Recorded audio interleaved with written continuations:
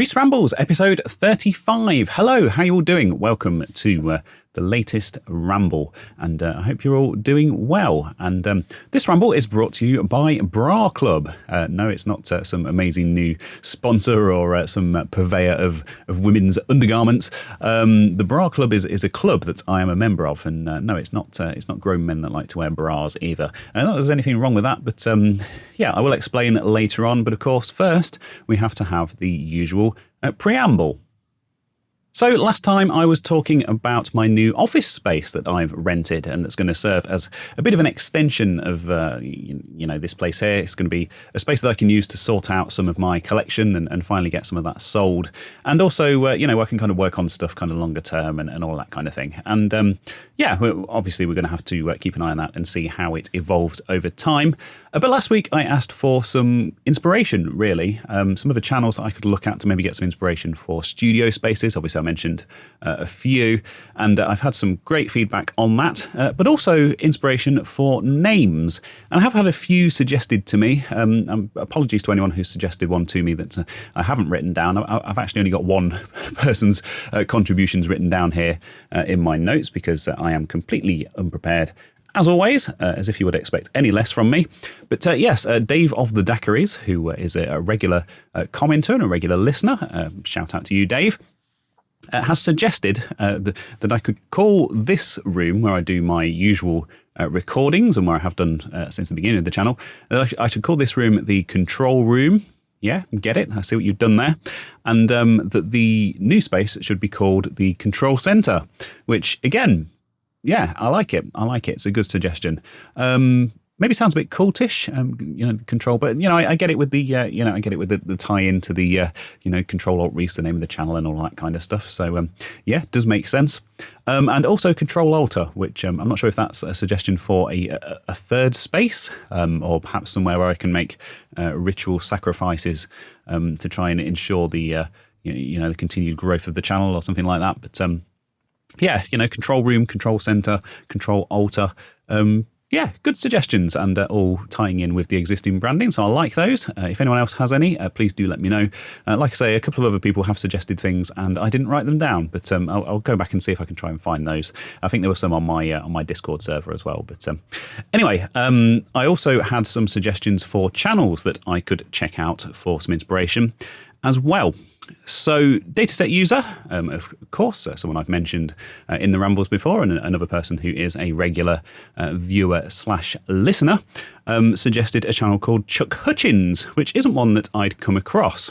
And I've been having a look at this, and this guy has a lot of Commodore pets, which is right up my street. Very cool machines, those, and obviously I've got one to restore in my pile of future projects. That's one that's been taken over to the office and will be on some of the nice new racking that I've been setting up over there. Oh, I should mention racking actually, because if you're watching this on YouTube, you can probably see my my improved shelving setup in the background. This is one of the rare occasions where I'm going to actually address a visual thing, I think. But yeah, I will be doing a video on this as well separately. So don't worry if you are, listening on the podcast services, you're not going to miss out. And it's still a bit of a work in progress. But having the extra space where I've been able to move all of the stuff over and get it out of the way has really given me the opportunity to clear all of this up and tidy all of this up, and also sort out the lighting situation. So yeah, one thing that hasn't really come up before, and I don't know if people have noticed, that they probably have noticed, the way that I had the lighting set up on the main racking to my side, the iconic orange and blue racking that I think people associate with my channel. It uses that LED strip. I don't have any to hand to show you, but I'm sure you know the stuff. It's like self-adhesive, and then you have little kind of clip-on wire link things that connect them together. And I did it as one continuous strip. So I started in the top corner and just went across the top, back across the next run, then across the next one, and then along the bottom run. And it ended up being, 1, 2, 3, 4, 5, 6, 7, 8, 9. It ended up sort of being like over 10 meters worth. And the other shelves at the back that are behind me in my normal videos, they're kind of wired in parallel as well. So they didn't really affect anything. And yeah, basically, what happened was that because the run was so long, there was basically a voltage drop from one end to the other. And it got to about bay, I don't know, 7 or 8. And that one was flickering, which was the one that was right next to me with it originally had the Atari 800 in there and some other kind of Atari 8-bit stuff. And it was and it used to really distract me. And basically anything after that point just didn't work. Or if it did work, which it did kind of occasionally somehow, it would be really, really dim. And I'm not sure, thankfully, I think the main ones that were kind of on camera, like the Atari Jaguar stuff and the stuff kind of behind me and above me, were fine because they were kind of early on in the loop. But what I've done is I've taken the opportunity to rewire all of that. So they're wired in parallel now. So I've got like 3 separate runs that go across the shelves. And the brightness is very sort of consistent and much brighter, which is good. I've actually had these on a dimmer as well for quite a while now, which I don't use. I just tend to just leave it whacked onto full brightness. But I was checking the power consumption of it the other day, because obviously I've got it all running through the EcoFlow. And I was very interested to see that you would think with a dimmer, the power consumption would basically be the same all the time, and it would just act as like a big resistor. So, it would still draw like, I don't know, 60 watts or whatever, which is what it draws when it's on full brightness. But I was very surprised to see that actually, if I turn it right down, it basically it goes down to like 10 watts or something, because it's like a PWM type dimmer, obviously, because they're LEDs. So all it's doing is kind of pulsing on and off and changing the width of those pulses to affect the brightness of the LEDs, so to speak. So yeah, that's a good tip. And it means in the winter months when I want to sort of conserve some of that solar energy, but also have my shelves illuminated so I can admire my many things. It does mean that I can turn that brightness down a bit and actually save quite a lot of energy. So that's quite useful. But yeah, anyway, back onto the main topic. I've got the lighting sorted. I've got the stuff sorted. So this is kind of more of kind of an exhibition of my favourite things in my collection. And the bottom shelves are all going to be storage for, filming equipment and tools and all that kind of thing. And that also applies to the other rack behind me, which you don't really see much of because that had become just a complete and utter mess and just a big pile of junk. But I've also been sorting that out, and that is all looking much improved nowadays. So you should be seeing a lot more of that in videos. And on that note, I've moved my collection of Doom-related things. Obviously, I've got the original Doom, Doom 2, Final Doom. I've got the mail order version that you sent off to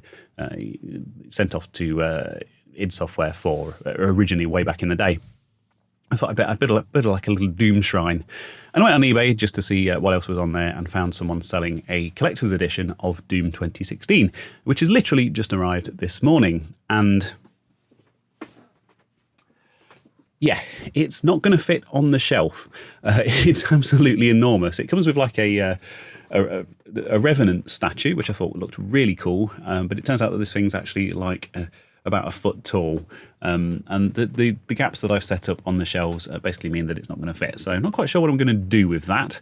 But a very cool thing to have. And it was actually quite a reasonable price as well. I've looked into these before, and quite often you see people selling them for really silly money. But yeah, obviously I already own the game, already played it. But yeah, nice to have the collector's edition. So that's the plan for those back shelves. And I've also got like my Atari 2600 games on display finally. They were kind of hidden away up on a high shelf where you couldn't really see them before. And, they're really cool, like colourful boxes and very cool things to look at. So I'll do a proper tour once this is all done. The bits that you don't really see on camera are all still a bit of a shambles at the minute because I'm still in the process of getting stuff sorted out. But anyway, yes, so inspiration for the studio space. We'll get back onto the main topic of the day, or at least the preamble relating to last week's Ramble. So yeah, Chuck Hutchins, that was a channel that was suggested to me by a dataset user. Yeah, not a channel that I was familiar with before. I've had a bit of a scroll through. This guy has lots of Commodore pets, like I said. So yeah, very cool stuff. Seems to be mainly sort of based around a desk in his house, from what I've seen, but perhaps that one warrants some further investigation. So thank you for that suggestion. And yeah, the other one that was suggested was Jeremy's Retro Bar, which is a channel that I am familiar with. And yeah, Jeremy doesn't seem to have uploaded anything in the past year, which is a bit strange. I guess he's been busy and stuff, but always really love the concept of his channel. Basically, he starts off by making a cocktail that kind of goes with the theme of whatever he's covering that week. So yeah, do enjoy a nice cocktail. And he's got this amazing setup in his basement that's he's got these shelves and like this huge like bench that goes across the back wall, and really impressive stuff, really nice lighting, and really well shot and that kind of thing. So a bit of a shame that he's stopped making videos. I'm not quite sure what the story is there. Hopefully he'll be back, because like I say, I do enjoy his channel. And yeah, so a great suggestion, perhaps a bit upmarket for what I'm attempting to achieve. It looks like he spent an awful lot of money on that, and but yeah, perhaps definitely something aspirational that I can kind of work towards longer term. So another great suggestion. I will just move on. So yeah, the another suggestion from Oz Retro Comp. Sorry. Another person who's been a long-term kind of viewer and listener, and a guy I chat to on the internet, has his own channel as well, suggested, of course, Noel's Retro Lab, another channel that I've been following for a very long time, and another one that started around the same time as me, and I've been quite friendly with Noel, and we've had some good chats and stuff. And he was living in Spain originally, and had quite a nice workshop set up there. And he's recently moved to America. He's basically self-employed and makes like indie games and things and apps. And like I say, he recently bought this quite big house in America that's got like quite a big basement that spans multiple rooms. And yeah, so a year ago he made a video kind of initially setting that up, getting some desk space set up around the outside of the room, getting some machines in place, and kind of a similar concept to me with the desks and things, and having things permanently set up that he can use and kind of work on. And he also had a separate kind of room at the back that was like a workshop type area where he could actually work on stuff. So definitely some good inspiration there as well. So thank you, Oz Retrocomp. That was a great suggestion. I'm not quite sure how he went overlooked. Noel's one of these ones who kind of his release schedule is kind of a bit longer than some of the other channels that I watch. So sometimes it can go a few weeks between videos, and in the hectic world of YouTube, sometimes it's easy to forget that sometimes these people exist, and then all of a sudden you'll see the video pop up and you'll be like, oh yeah, Noel, he makes great videos. So obviously I'll sit and watch this. But yeah, that's the danger of this algorithm and constantly having to feed it. But yeah, he puts a huge amount of work into his stuff. So always well worth sitting down and watching when it does pop up. And like I say, he's got his day job stuff as well, and all of this kind of renovating this new house to juggle as well. So yeah, really interesting chap and a really interesting channel. And the final suggestion that I had that I just want to mention today is from Mumbo King, who is a regular on my Discord and a regular, long-term supporter and viewer of the channel. Hello to you, Mumbo King. And of course, Technology Connections, one of my favourite channels of all time. And he actually did a tour. He did a 1 million subscriber special 2 years ago where he did a tour of his studio setup. And I think a lot of people, myself included, were quite surprised to see that the coloured cubes, if you're not familiar with his set, definitely go and check it out. But the illuminated coloured cubes that he has behind him actually have big TVs behind them. They're like big LCD screens. And yeah, it's really clever the way that he's kind of come up with this concept. And of course, it means that he can change the background of what's behind each shelf. Usually they're just like block colours, but occasionally he can put images and things on there as well. And yeah, really clever idea, and not one that I'd come across before. And yeah, not really obvious that that's the case, that's how he's done it. Not sure if I'll be buying TVs and hanging those on the wall and putting shelves in front of them and kind of copying him.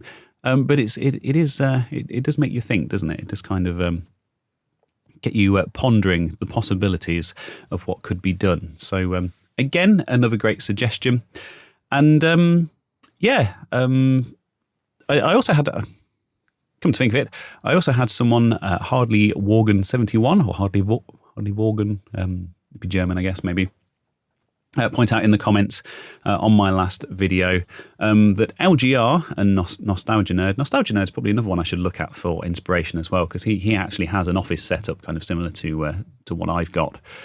And LGR, of course, Clint, who I interviewed a few weeks back, he has his entire house set up. So he has all these different areas, and he's building like a 1970s room. Another one who's quite recently moved into a new house, and he has like a 1970s room and a themed areas that you can use for various different setups, which is very cool. But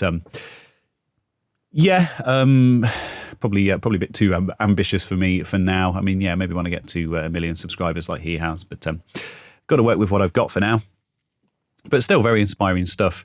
And the point that Hardly Morgan 71 pointed out was that actually neither of those have names for their spaces. So, going back to that suggestion of what should I name the space, it's like, well, maybe it doesn't need a name. Obviously Neil's got the cave and all that kind of stuff. Hey, but there you go. So perhaps I'm overthinking all this and just need to get on with it. And speaking of getting on with it, I was over there yesterday and did start putting some shelving up. So that's quite exciting and quite interesting. Just getting ahead on the next kind of update video. But that's kind of the preamble, bit of a long preamble relating to last week's stuff. But hey, the studio stuff's interesting and it's exciting and it's a whole new venture. So we're going to spend a lot of time talking about it. I hope that's okay. So this Bra Club, or the Big Red Arrow Club, what's that all about then? Well, I was asked, I can't even remember when it was a very long time ago, over a year ago, if I wanted to join a group for YouTubers who were looking to grow their channels. I was definitely a member when all the solar stuff took off, so it would have been over a year ago, 18 months ago, something like that. And I was basically asked, it's a very informal thing, but I was asked if I wanted to join this group of YouTubers. And at the time, it was called the Sub 5,000 Club because it was designed for people with fewer than 5,000 subscribers who were looking to grow their channels. And even though I think I was actually over I think I had like 7,000 or something like that at the time. But I was kind of asked to kind of join in like a mentor kind of role, I guess, as someone who'd kind of made it and got through that 5,000 barrier. Just helping people out and giving advice on, thumbnails and tags and titles and all that boring YouTube stuff that only YouTubers care about. So I said yes, because it was someone who I'd kind of chatted to online a bit. I don't want to name any names or talk about anything like that because I don't want people bothering him or whatever. But I was asked to join this group, and the whole thing has kind of grown from there, and it's grown into this really amazing community of kind of retro tech and retro gaming YouTubers. And we decided that we wanted to meet up in person. And so this has been a very long time, in the making, kind of coming together. But, they discussed a few different venues and stuff, and it was decided that we would meet at the Cave at Neil RMC's space. So it was organised and a date was booked, which was last weekend. I mentioned this last week. And a little bit unfortunate that we managed to pick the same weekend as the Play Expo, because I know a lot of people were looking forward to going to that up in Blackpool, but we still had a really good turnout for both events. I'm not sure if the people who went to Play Expo were maybe thinking that they would have been better off coming to the Cave instead, but I can't speak for them. But obviously the usual experience with the old infamous Norbreck Castle Hotel and all that kind of stuff. Not that I've ever been, so I can't really speak from experience on that one, but all the usual interesting feedback. But so this was the Big Red Arrow Club. We all went down to Neil's Cave, which we'd booked out for a private thing. He's not really involved with the group or anything like that. He's kind of, obviously he's a retro tech YouTuber, but he's on such a higher level than the rest of us that he's kind of on the periphery of it. But obviously we all have this shared interest, and it's quite, I was going to say it's quite central, but it's not really. I'm quite central, and it's like 2 hours southwest of me, so I guess it's not. But it's it's a location that's worth kind of travelling to for most people involved. So yeah, and we had an amazing time exploring the cave and playing with all of Neil's stuff, and yeah, hanging around with Snorkers and his physical big red arrow that he'd made out of cardboard as a physical manifestation of the group, I guess. And yeah, I got to explore the actual cave itself, which of course I think it's like the fifth or sixth time that I've been. It's really interesting to see how it kind of constantly evolves. Kind of the thing that you kind of only fully appreciate in person, I guess. I know Neil does the update videos and stuff, and he does a very good job of getting those changes and upgrades and things across. But yeah, you really have to see it for yourself if you can. I appreciate it's not convenient for everyone. And of course, got to check out his old 1980s computer game shop that he's built there, which is always a highlight. Great place to go in there and just kind of chat and check out the stuff that he's got, using it as some great jumping off points for various conversations with people.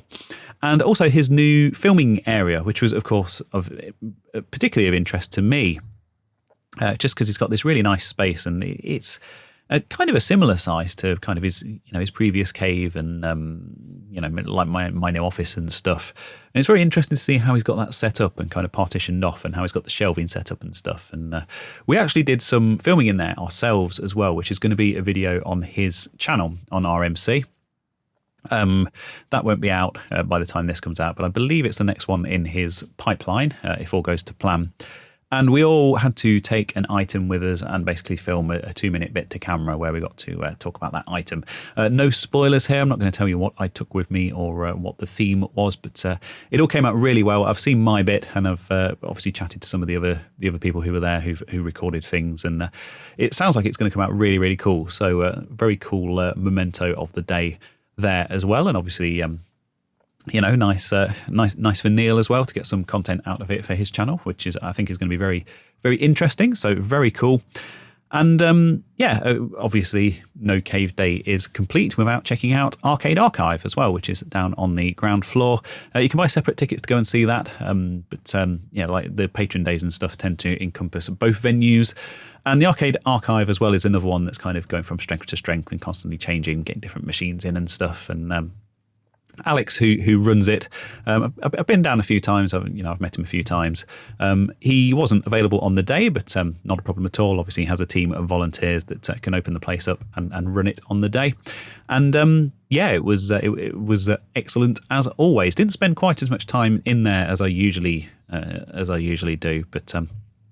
There's also the new space for their new repair service, which they're opening as part of the Retro Collective. It seems that nobody actually got any photos of that, but I was in there for quite a while talking to Holly, who runs that, just explaining what the plan was for future for future repairs and things like that, and also showing me her quite impressive selection or collection of CRTs. Shelves and shelves full of CRTs, including some brand new ones, which was very interesting that basically they'd managed to find. But not my story to tell. I'm sure there will be a video on that at some point. And then after that, we all went out for dinner together, which is quite often an occurrence when you're in the cave. But really, really nice this time because there were about like over 20 of us on these two long tables, and had some really great chats with people. Had some really nice beers there, and yeah, nice burgers as well as always. So always a great day out, and yeah, good to finally meet some of these people that I've been chatting to on the internet for years and years about YouTube stuff. So yeah, it's always a good day out, and we had a wonderful time. And you'll be seeing that video on Neil's channel on RMC, hopefully sooner rather than later. And on that note, talking about the Big Red Arrow Club and YouTube channels and all of that kind of stuff, I think it was an inevitability that once you get a bunch of YouTubers together talking about YouTube, that we would want to start yet another channel between us. And that's exactly what we've done. A place where we can work on all of our collaborative stuff and post stuff that doesn't really fit on our usual kind of main and second channels. And of course, we have called that channel the Big Red Arrow Club, and I will link to that in the usual places, so you can go and check that out. We've uploaded 3 videos so far just to get the ball rolling, so there's myself and Lee from the channel More Fun Making It, who of course I spoke to in a much earlier ramble a very long time ago now, but yeah, we decided to. There was a video that was doing the rounds on Reddit and on Twitter, and by a chap called Ryan Trahan, he's quite young, quite a rapidly growing and up and coming YouTube channel. I think he's got like 13 million subscribers or something like that. And he did a video all about the history of retro gaming. He did 50 years of retro gaming or something, something along those lines. And we decided it'd be quite fun to react to it and do like a reaction video type thing, which really is not the kind of stuff that either of us really watch. And it ended up being more of kind of a podcast discussion about, our own history of sort of retro gaming and that kind of stuff. In fact, it actually initially almost ended up being a ramble or, being kind of a side project podcast type thing. But yeah, we decided to structure it as a kind of a reaction video. And it's quite nice. The feedback that we've had on that has been really good. Lee edited that one up and uploaded it to the channel. So that's over there. That's a really long one as well. That's over an hour, but yes, we've had really good retention and stuff on that one, so evidently it's quite interesting. And yeah, over 500 views at the time of at the time of recording this in its first 2 days, which for a brand new channel, I mean, we're up to 78 subscribers already. That's a brilliant start. And then that was followed by 2 more videos. There's one Dudley from Yesterzine, Dudley's thoughts on Forza Motorsport, the latest one. That's a really interesting, what do you call it? I don't know what you'd call it. I want to say a rant. I don't really want to spoil it. It's not angry or anything like that, but yeah, so kind of a review type thing and first impressions type thing on the latest in the Forza Motorsport series. That was a really cool video, really interesting. I enjoyed watching that one. And then another one on the topic of YouTube, which is something that we're actually going to be covering on the channel as well occasionally, some kind of behind the scenes stuff from our point of view as retro tech and retro gaming YouTubers. There was an entry from Timberwolf all about the kind of the thought process behind his videos and what it takes for us to kind of give up on a video. How many times do you have to fail and how many things have to go wrong before you just draw a line under it and say, no, this isn't worth pursuing any further. And I was also watching that one and kind of nodding my head along with that one as well, because totally in agreement. And I think all of us in the group have been there. So 3 really interesting videos, well worth checking out. And we've got a lot more stuff in the works that we've been working on. So I will link to that, like I say, in the usual places. Go and check that out. And that's kind of my big announcement regarding the Bra Club and everything else. So finally, and this is going to be a slightly shorter one. I know the previous few rambles have ended up being a bit longer than the half an hour that I was originally targeting. I hope that's not a problem for anyone. Surely more of me can only be a good thing. But this one's going to be cut a little bit short because I'm just feeling a bit under the weather this week, and as I'm sure everyone has been in the UK from what I've heard. But something just a thought that I had about kind of growing this channel as its own thing. And the Reese Ramble's second channel has always kind of existed as this kind of sideshow, this kind of extra dumping ground for extra content and stuff for kind of the biggest fans of Control Alt Reese and stuff that's perhaps a bit less edited and unscripted and anything goes kind of thing, a little bit off topic. And of course it has become the home for Reese Rambles itself, the podcast, which 35 episodes in, that's quite the commitment, but still going strong. And I was looking at it the other day, and the subscriber count has actually been growing quite steadily over the past few months, and the watch hours have also been growing quite steadily, I guess because I obviously on my main channel, my videos are kind of sort of 15, 20 minutes long, but on here they're like half an hour, 40 minutes because they're more kind of podcast type content. And I noticed that I was quite kind of approaching the, approaching the milestones that you need for the partner program, the YouTube partner program. And I remember doing a really big push on Control Alt Reese when I joined the partner program initially. If you don't know what the partner program is, it basically allows us to have control of the monetization on our channels. YouTube has been putting ads on unmonetized, non-partner program channels now for a while, and can just shove like random adverts in the middle of stuff, which is not good. So I think the goal with these smaller channels is always to try and get into that, because it gives us a bit more control over the ads and stuff like that. But also, as far as YouTube's concerned, it kind of makes the channel look a bit more legitimate. It's more likely to kind of push the videos to a wider audience and stuff. And I think I'm at the point now where actually I'd quite like that for this channel. So if you listen to these regularly and you're not subscribed to the YouTube channel, perhaps go and give that a subscribe, and we can get that bumped up a bit. And I think the view hour count, which is it's 3,000. I'm sure it used to be 4,000. But yeah, it's basically 3,000 hours watched in the past 12 months. And then you're eligible to join the program. And again, that's kind of rapidly approaching that milestone. I don't think I need to do any kind of live streaming or anything like that to try and bump that up to meet the target like I did before. So I think we should make an effort to kind of go for it. And obviously, on my part, that means I'm going to be releasing a little bit more content. I've been doing the odd kind of second channel type video on here.